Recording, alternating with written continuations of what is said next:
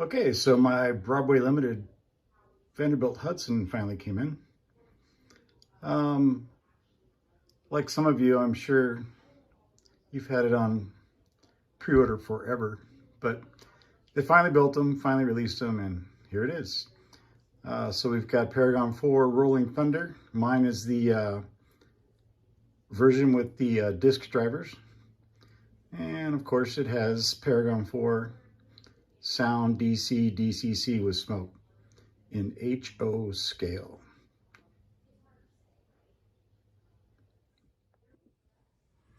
Okay, here she is on the turntable, and not a locomotive turntable, but a Lazy Susan turntable. So we can spin around and check her out. I saved you the unboxing footage. It comes in the new style Broadway Limited cardboard box with a plastic blister with the manuals and information and documentation slid underneath in its own little compartment. This one is the Broadway Limited Vanderbilt Hudson model number 5344 with in-service paint and disc drivers.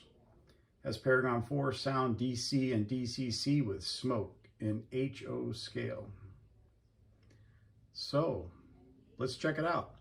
Looks like first thing I noticed right away is how Broadway Limited molded in the actual anti-oil canning bends and dents and things like that in the side skirts. I think that's pretty cool. If you look at some of the actual photos of the Commodore, you'll see those in there, and that's just a common thing that happened with thinner sheet metal while it was in service.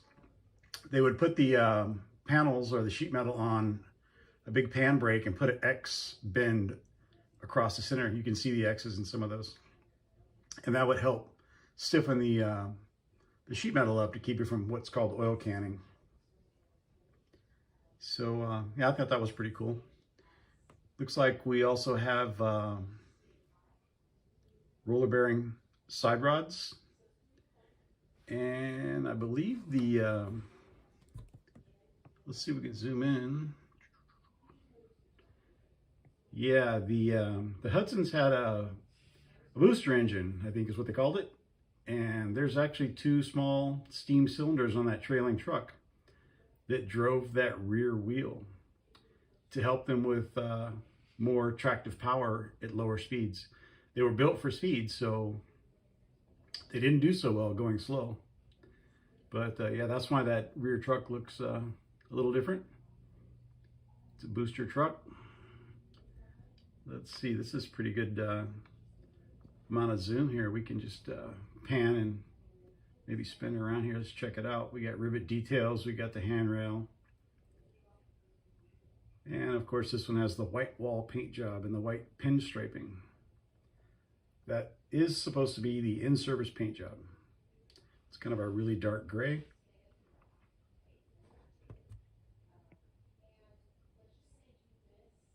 Zoom out a little bit so we can turn it around here.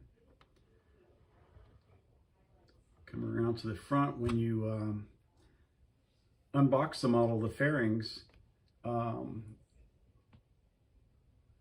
the front, right there in front of the very first wheel in the front truck, the pilot truck, you'll have to put those on. Mine didn't fit that tight, so I made sure that my radiuses on my layout weren't too tight, and I think it's okay. I went ahead and popped those on with just a little touch of glue. I'm sure they'll pop right back off it with some force, but I didn't want them falling off somewhere on the layout, so I glued them in. Those of you that ordered the model know what I'm talking about. Here, let me hold on just a second. Got my trusty skewer. So that piece right there, it comes separate in the bag, one for each side. And you'll have to assemble that, assuming your layout has large enough radius turns to allow that to work. Let's go here, coming around to the front. We got the New York Central badge. We've got a headlight. Looks like it has a slightly bulging lens. I believe the prototype had that, a glass lens like that, to aid in streamlining. got the footsteps here, handrails, handholds. Got the vent here. That vent was designed, let's see if we can see, did they mold it in? What would happen with this vent is forward speed, the air would come in through this vent and go in this trough here, and the back of the trough is upswept. And so it would create an effect of wind hitting and deflecting up, and it would draw the smoke up and away from the passenger train. And there are some videos of it at speed, and it does seem to work. So kudos to those engineers, using a little bit of airflow to their advantage to move smoke up and away from the train and the passenger cars. With this lighting, you can see the rivet detail around the headlight. There's also rivet detail around each plate. This the front coupler is permanently covered on the BLI model. You might be able to see that oil canning bend in the side skirts there. Let's see if we come back this way. Can you see it with the lighting?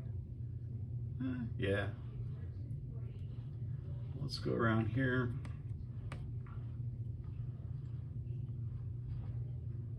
And here, that fairing again on this side had to be installed. Obviously the same thing on this side as regards to ball bearing side rods. A little more detail up here on the side of the boiler. If we go up top real quick, what do we have? We have, looks like the whistle, or maybe that's the whistle. That's the bell actually right there. Interesting. Wonder how loud that bell was being enclosed like that. And then towards the back here we have probably safety blow-off valves. We have vents that can open and close, 3 of them.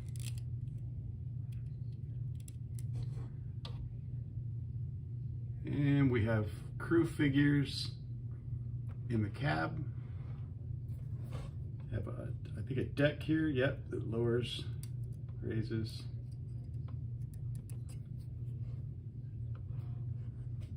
Moving on to the tender, we have rivet detail, you can see that. Nice graphics as far as the New York Central text on the side. These doors, they slid open, kind of like a garage door. They, you know, you like the sound effects? So yeah, they would slide open and they could load the coal. Looks like there's a hatch right there. Let's see, can we see it if we turn a little bit more? Maybe not. And we got some text here. Looks like what, 14,000 gallons? Something else going on over here. What do we have here? I think I noticed someone else doing a review, and this was on there as well. Maybe this, I don't know what that is. Anyway, so yeah, we've got air hoses with silver tips, the cut lever for the coupler here, more handrails, ladder, external conduit for the lighting, going up here, going across. You can probably see it better now. Let me look and see a little closer. I want to see what this is right here. Well, I don't know what that was, but for the most part it wiped off. There's little remnants there, but I didn't want to wipe too hard. Maybe we'll get a soft brush and a paintbrush, a little cleaner, and see if that'll come off, whatever it may be. There's also some handholds up here I just noticed. So some pretty good detail there. Rivets in the back. Coming along this side looks a lot like the other side. Let's see if we can zoom in a little bit. Zoom in, not zoom out.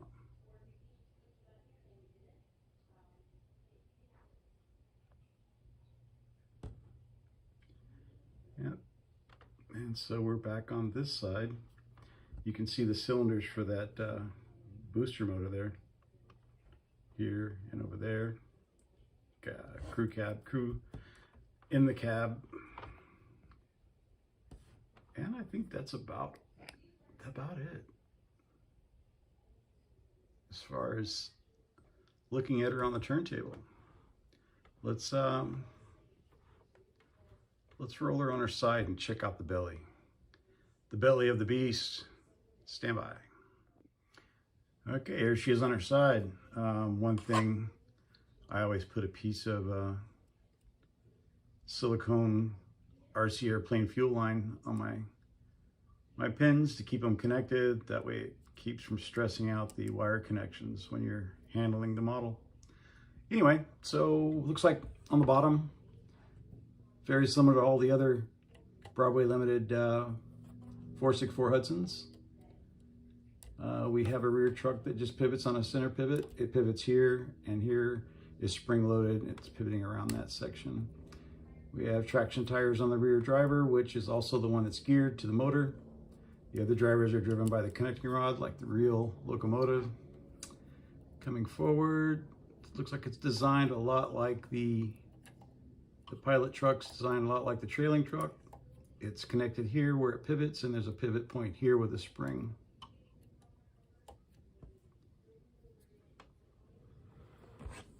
Coming over to the tender, let's zoom in a little bit. There we go. More sound effects. All right. So if you ever had to take your tender off, there's a Phillips screw there, a Phillips screw on the opposite side, and a Phillips screw in this corner, and a Phillips screw down at the bottom, same location. Those 4 screws probably hold the shell on and it lifts off. There is some detail in regards to being prototypical. Looks like there is an air brake right there. And this thing here is a water scoop. You can look it up on YouTube, but on the East Coast, they would build water troughs between the rails, and these guys could, while on the move, lower or open their water scoop and fill up their tender with water without stopping for water. Pretty cool. But, yeah, well, there's the belly.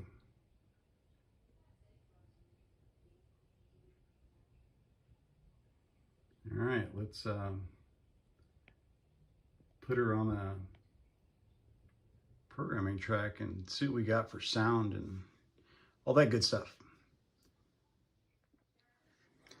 Also, I remember that I know there's some concern people may have with the pulling power. I wanted to check the weight, because the Dreyfuss that Broadway Limited released was a brass hybrid, I believe.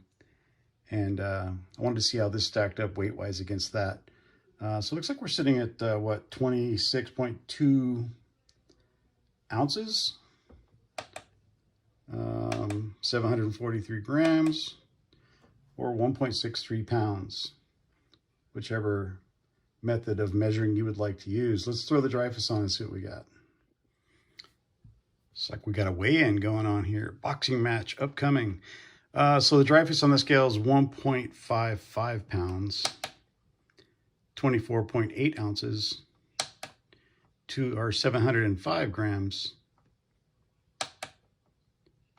Again, pick your measuring unit and compare.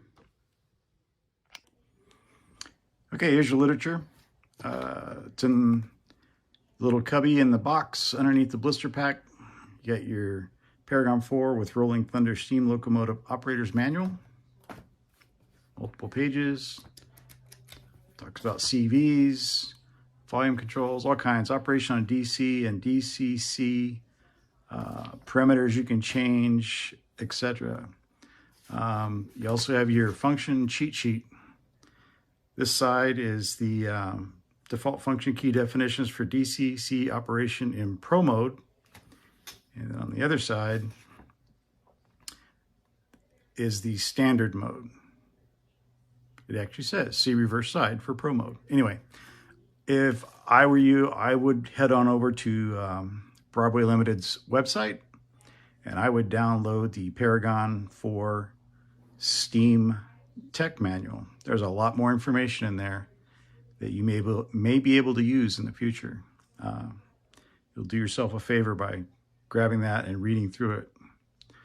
Looks like I have a tender that's derailed, so let's get that on the rails and let's start this guy up. See what he's got for sound and how smooth the slow speed operation is. Be right back.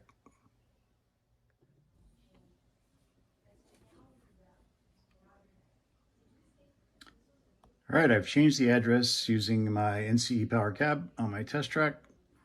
I changed it to 5344. I have loco 5344 selected. Let's hit F9 for startup.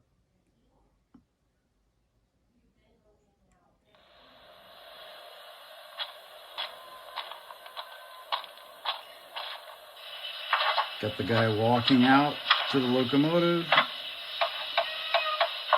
turning some valves, opening some doors. Have some steam coming out of the stack now.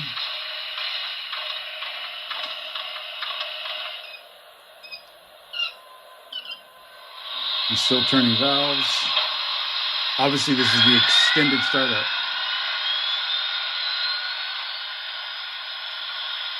The lights are now on. Cab light is on. Do you have a front light yet? Oh, yes, we do. Awesome. All right, let's go through the functions. Function 1 is bell.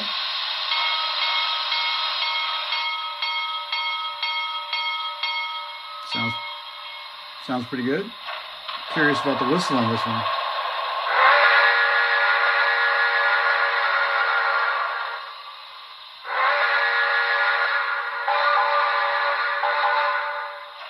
Pretty cool, pretty cool.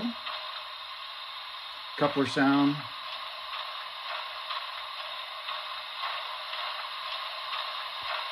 Didn't quite hear anything there. Let's try F4. That's supposed to be air pumps. Is this guy in pro mode? I don't know, let's see. In pro mode,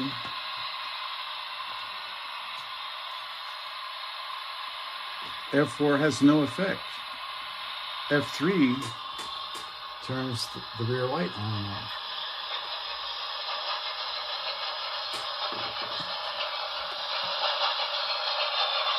I don't know.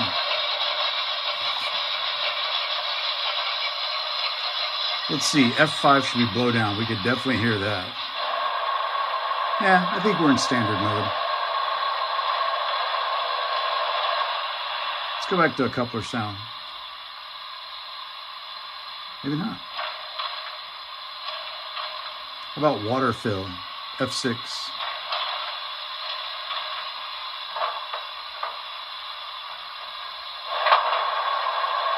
Yep, there's that water.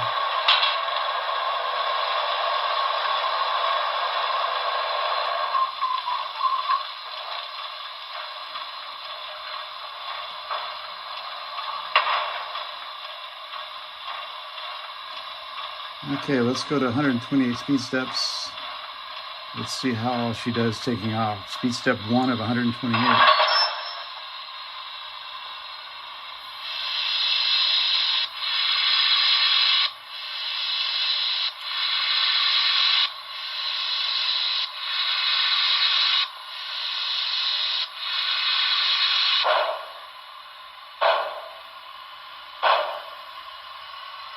All right, let's back up. See if we have a light. And we do. Speed step 1 of 128 again in reverse.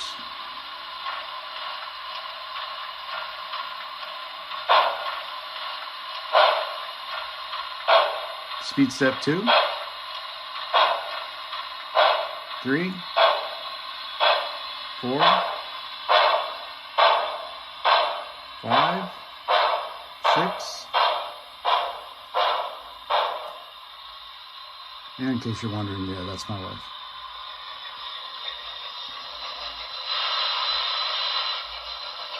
All right, let me set the camera up here so that I can use both hands to get the rest of these functions going. Hold on just a second. Okay, you're a little farther away. Hopefully you can still hear me. We are in standard mode. We're going to go through some more functions here. So, function 10, coal fill.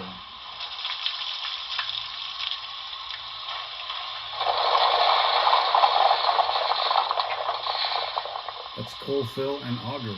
Interesting. Water injectors, 11.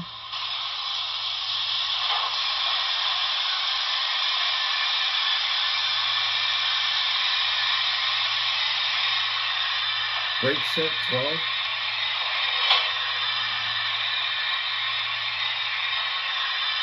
Let's turn off those water injectors there. Okay, F-13's grade crossing.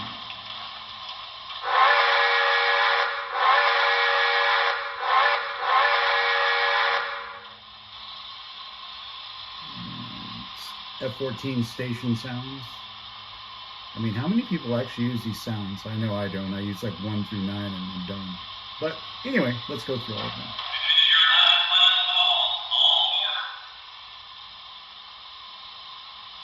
Then yard radio chatter, F-15. Probably gonna be late. How much work? Have you got any O2 on the train? All fixed up, you're ready to go. Station and the yard going at the same time. Interesting. Okay. 16, maintenance radio chatter. Hello, Pullman. Yeah, go ahead. Yeah, if it's not too close to the track right there, they can unload it right there. Okay. F-17, radio check. Broke up through that whole thing. And the station still wants to run its mouth. Let's see if we can get him to shut up. Okay, that was his last call. Industrial sounds, F-20.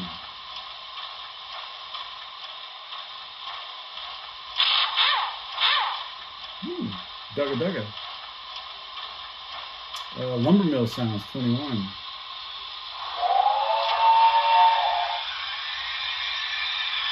Big saw.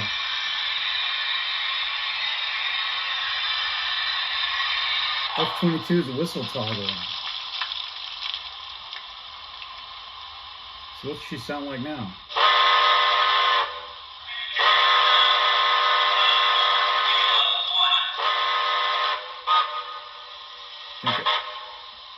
That's cute. I like the other one better. Let's go back.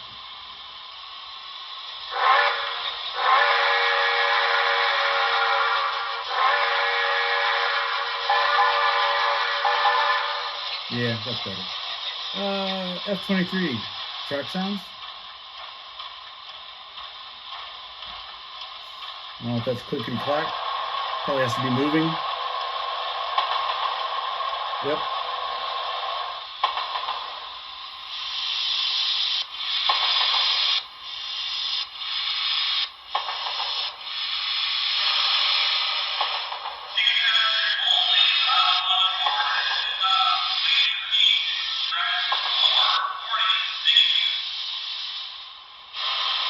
Boy, that guy just wants to run his mouth at the station.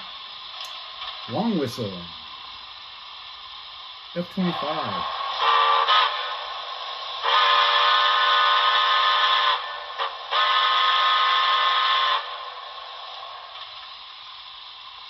And F-26 and F-27 is macro playback and macro record. F-28 is brake squeal.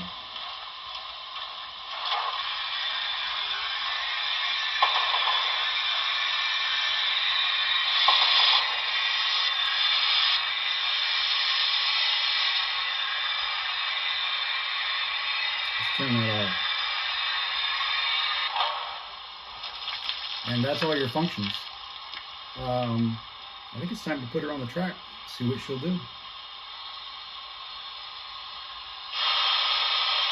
F9 shutdown.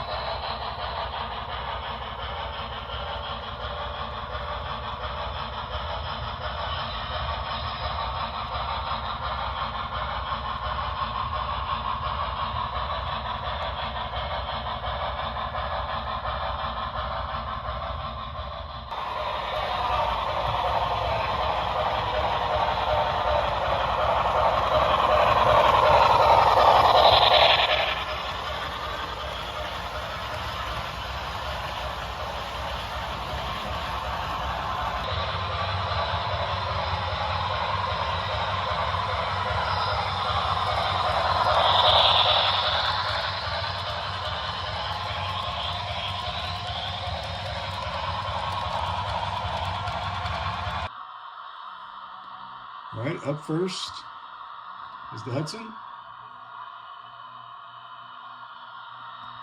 Let's see what we can get here for pulling power.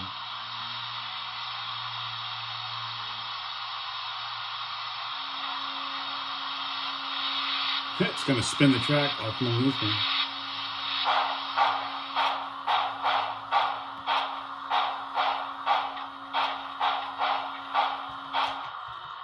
I think it's safe to say it's doing 11 ounces. 10.5 to 11. That's actually pretty good.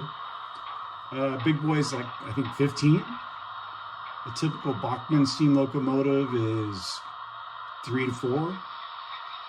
A scale train's diesel locomotive between 7 and 9. So 11's pretty good. I don't think anything's ever going to beat the Broadway Limited Blue Goose though. Holy cow. I'm going to test that again just to make sure that wasn't a fluke, but it pulled over a pound on my last test. So let's throw the Commodore on now and see what she's doing as far as pulling power. Okay, Commodore Vanderbilt. All hooked up, ready to go. Try to prevent the track from peeling out here.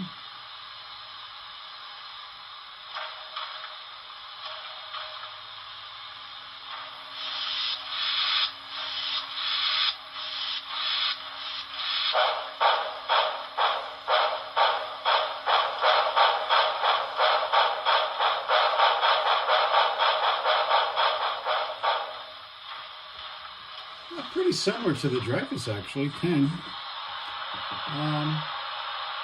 Not too bad. I have some streamlined New York Central cars I'm going to pull in the layout later with it, but let me go grab the Blue Goose just because the last time I tested it, it was over a pound of pulling power, and I still don't believe that. Be right back. Okay, we have the Blue Goose spooling up here. Let's see what she's got for pulling power.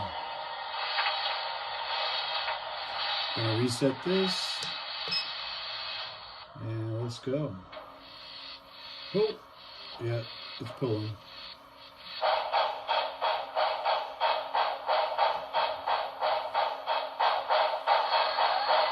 So,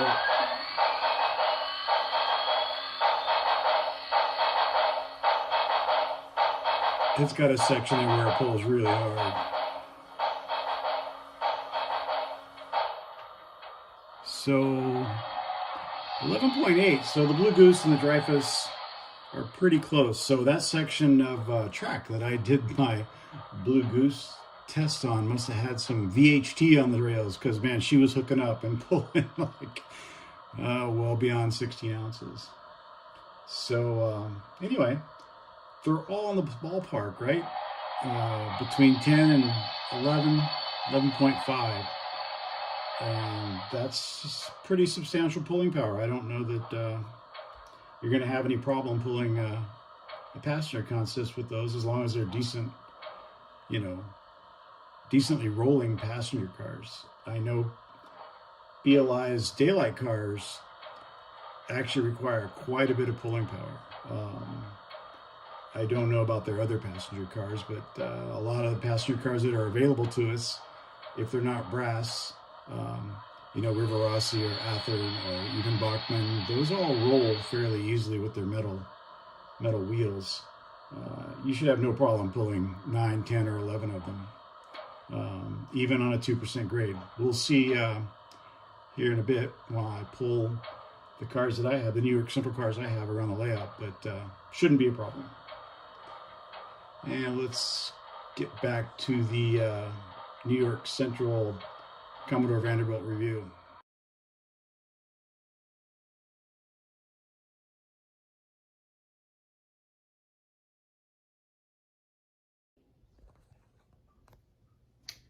It's interesting to compare my 3D designed Commodore Vanderbilt that I built because I was tired of waiting on Broadway Limited to build one, to the new Broadway Limited release of the Commodore Vanderbilt. I got pretty close. And I basically did my design just looking at photos. So, not too bad. I mean, obviously it's not perfect. But, I mean, there's a lot of similarities.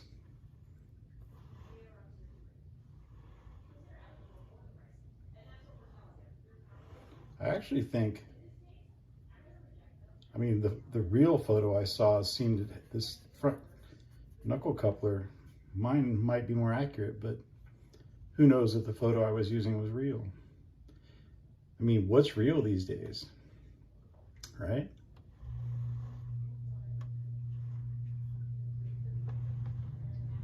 And you have this arch coming down, the side paneling. Same over there on Broadway Limited's version, same window design. 3 vents on top. Got pretty close with that. These dome covers, maybe mine's a little off, but I could have swore that this is what I saw on the one picture that I could find. Also, the tender had doors that had hinges like this. I believe these slid out. They're kind of on rollers, and the center panel slid out. So I don't know if mine's more accurate or if Broadway Limited's is more accurate in that regard. Oh yeah, you can see the hinges on the Broadway Limited version. Mine are just more pronounced. I didn't quite get the rear of the tender correct. It's actually not done. I still need to add quite a few details to it.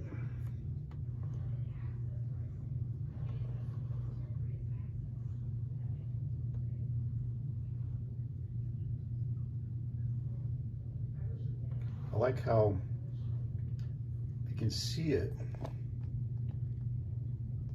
They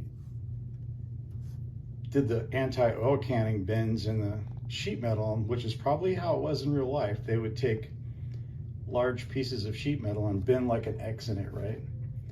And that would prevent it from what was called oil canning, or still called oil canning. I'm sure that's very accurate. So you can see the oil canning on those panels. Look, there's X's in them along the streamlining the side skirts. Pretty cool.